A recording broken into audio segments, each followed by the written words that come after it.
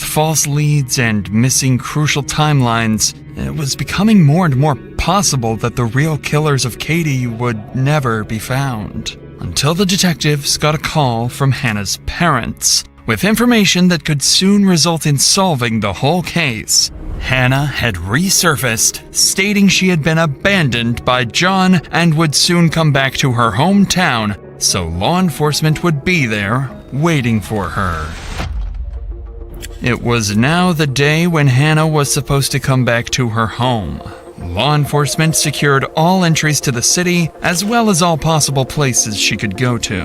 And finally, at 9 a.m., she would be spotted near her family home. From there, she would be instantly detained and taken to the police department for interrogation. For the detectives, it was now or never. That was their biggest chance of finding out what had really happened and who is truly responsible for Katie's death. What was the game plan when you guys left?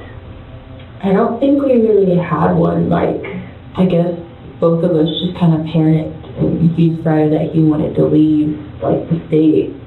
And we, drove up into the mountains, and he just got the car, stuck in trees, in the mountains. So I was like, what are we gonna do? And he said that we would hike. I kind of, stopped, and I was crying, and I was like, I can't do this anymore. I was like, I need to go home. He started yelling at me and calling me names and saying that if I left, he was gonna kill me.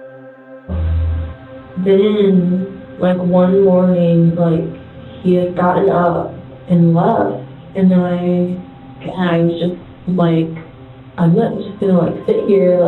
I got up and I went to down the street to a hotel, started crying, and then I sent a message to my mom and dad.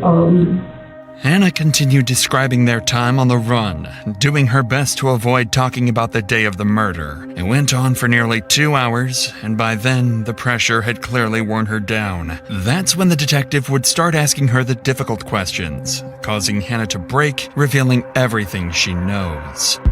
Let's go back to that Monday, okay? Because we now have conversations between you and him on Wednesday about he's going to meet up with her, he's going to drink some beers with her at this abandoned house. Mm-hmm. He says he tries to meet up with her, it doesn't work. Mm-hmm. But then lo and behold, she's found at that abandoned house that he was supposed to go meet up with her at. Mm-hmm. Meanwhile, he randomly asks you to drop her off on Woodruff Road, or drop him off on Woodruff Road, mm-hmm. and doesn't tell you why or anything. Mm-hmm. Okay?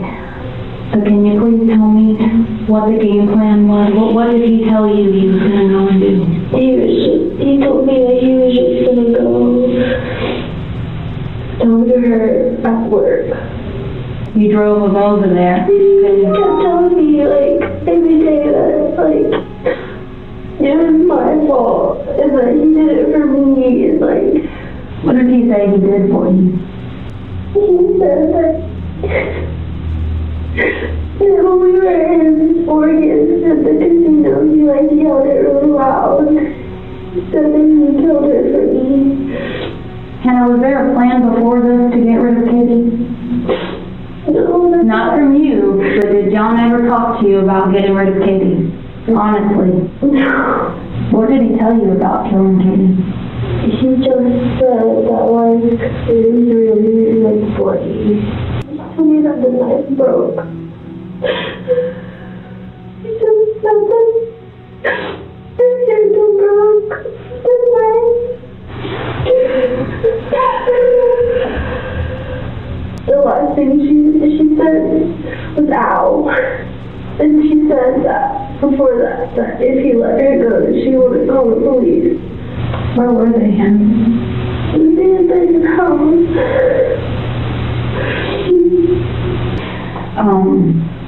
And you don't know exactly where he could hear what he said, right? Okay.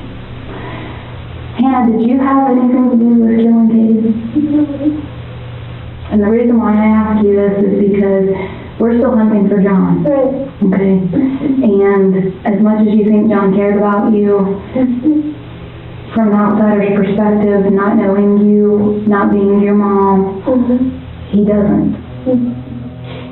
Unfortunately, Hannah's statements proved far less helpful in finding John than the detectives initially hoped for. Although she stated that John confessed to killing Katie and provided some new insights, she didn't know much about Charles's involvement. And while she could be arrested, detectives decided she might prove more useful free. After all, they now had her back in the city and under close watch, which seemed like a small success. What they didn't realize, however, was that this was all part of John's plan, planting Hannah back in the city to infiltrate the case and feed him exactly what detectives knew, keeping him one step ahead for years to come. Almost 3 months had passed since Katie's body was found in the basement of the abandoned house, and the killer was still out there. But on that particular day, the long-awaited DNA results finally came back, and the results of DNA found under Katie's fingernails pointed to no one else but John himself.